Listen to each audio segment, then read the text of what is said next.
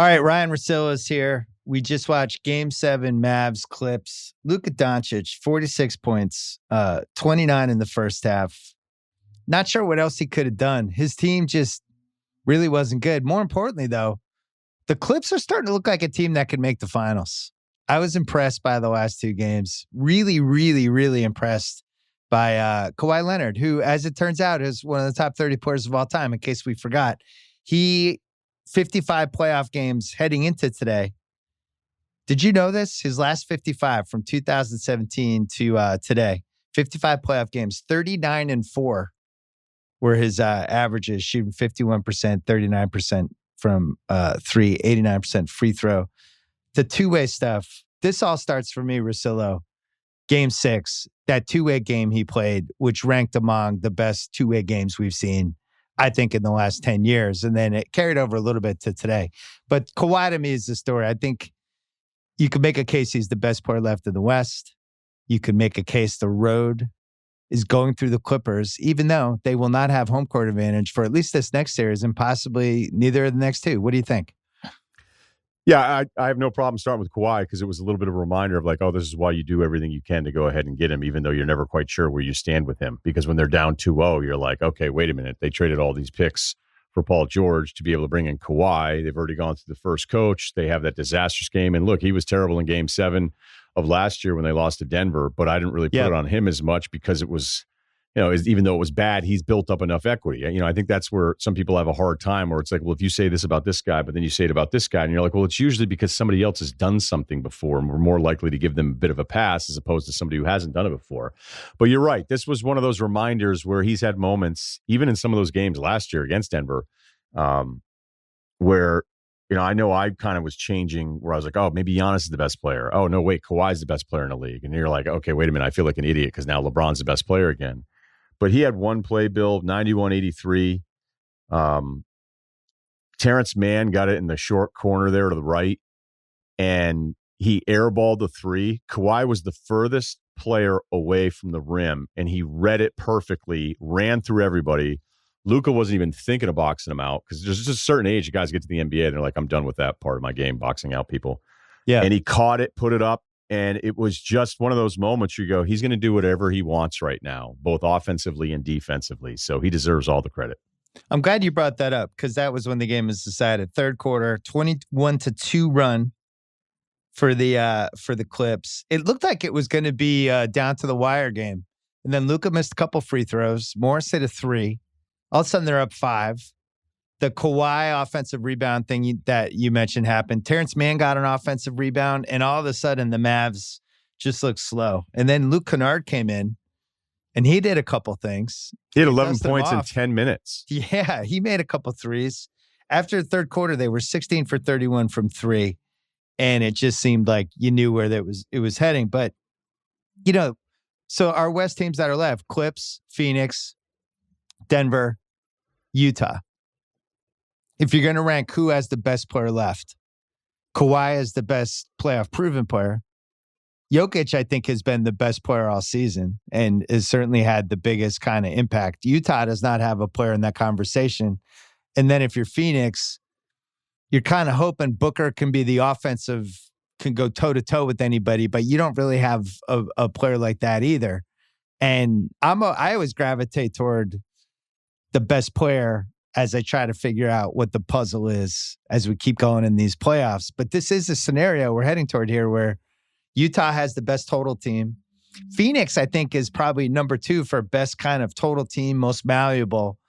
And then you have the Kawhi Jokic thing. I think the thing the Clips stumbled into, which we knew they had because we saw, especially in the Utah matchup, is they kind of know what their small ball lineup is now. Remember how many times we talked about who's their best 5? Who's their best 7? What are they going to do in a game 7? I think they've kind of figured that out now. Zubac barely played. Rondo barely played. And they're just going to go down with this team they have. Do you think it'll work against Utah? Well, I think it'll be a little bit of an experiment because, Utah is, along with Phoenix, they know exactly who they're going to be despite, maybe an adjustment here or there. And here we were at Game 7 and both teams, both Dallas and the Clippers, were scrambling. And Rondo played 9 minutes. Zubac played 3 minutes. And I think what you learn there is especially at the end of game 6, which was another Kawhi moment where you're like, this is absurd what he's doing to everybody, is you go, why do I want Rondo initiating the offense? Like, as much as everybody just loves Rondo, and like, why would I add a layer to getting the fucking basketball back to Kawhi Leonard? Right. You know, why would I do this? The same thing as it was brought up in that Toronto game.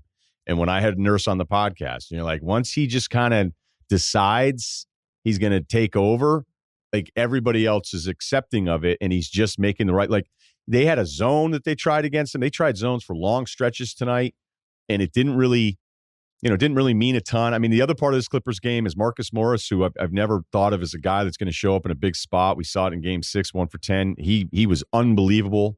7 of 9 from 3. Reggie Jackson, who was great in game 6. Man, who you're talking rotations. I would think at this point, man is proved, especially if you want to go small and exploit some of the other stuff, that you're going to go man before you go Rondo at this point. Agree. And it's interesting. Morris and Jackson, 2 classic feast or famine guys in a playoff series, right?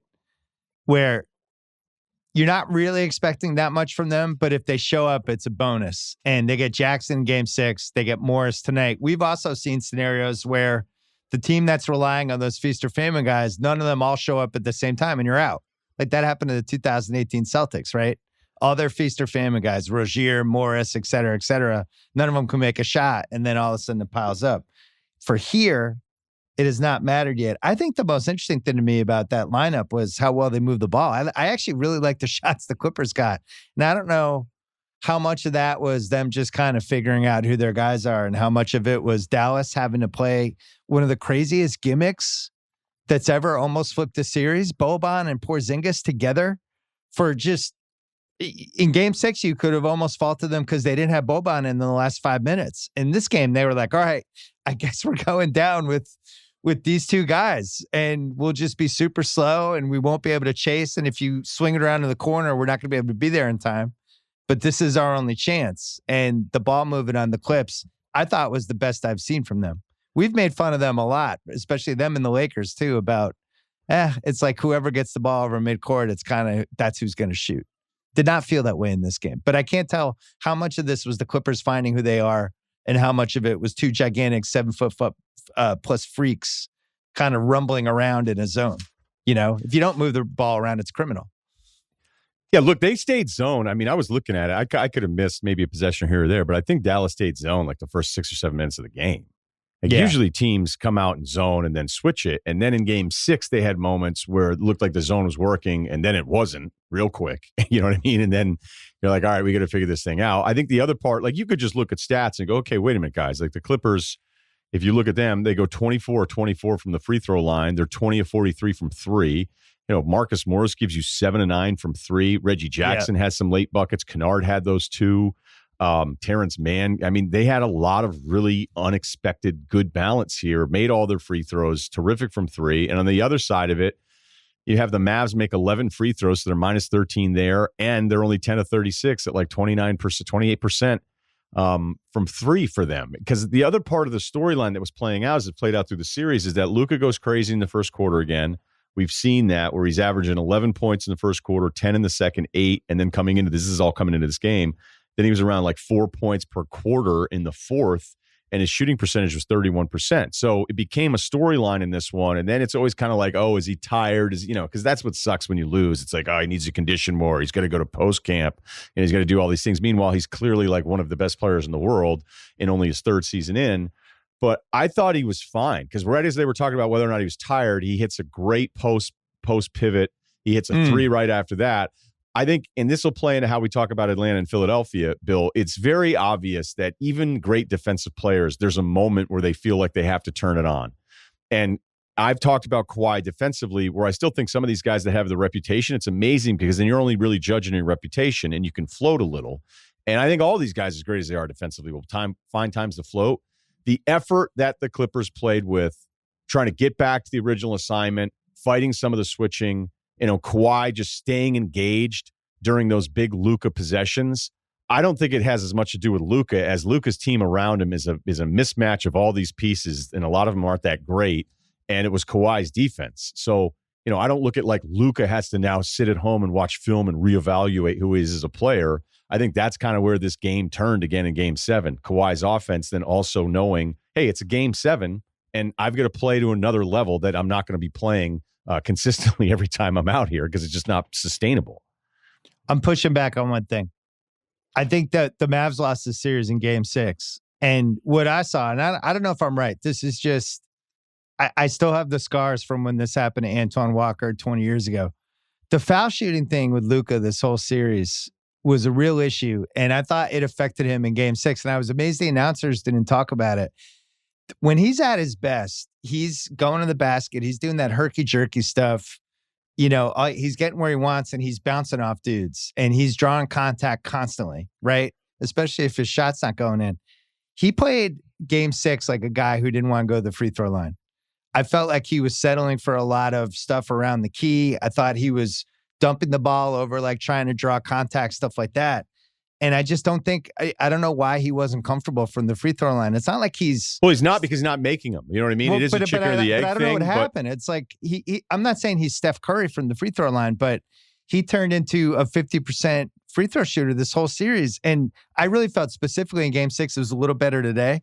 It seemed like he had those drives with the right hand where he dives into the guy over and over again. He just didn't want to take him because I don't feel like he wanted to get fouled.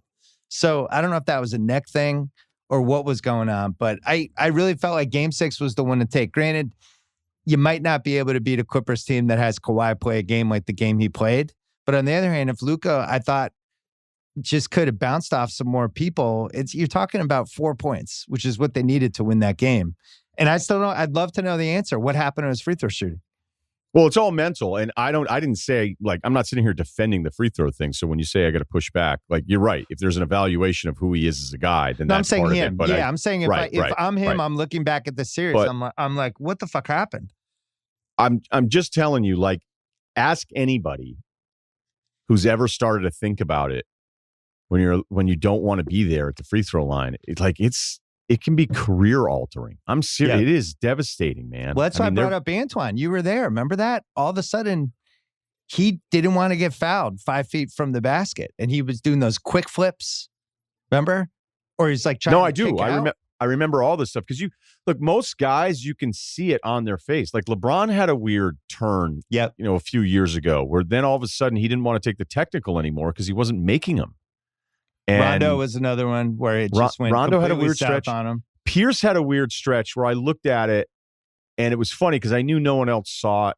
And I asked one of our mutual friends who works for the Celtics about it. I go, is something going on with Pierce in the fourth quarter? He's like, oh, my God. He goes, dude, I've been on this forever.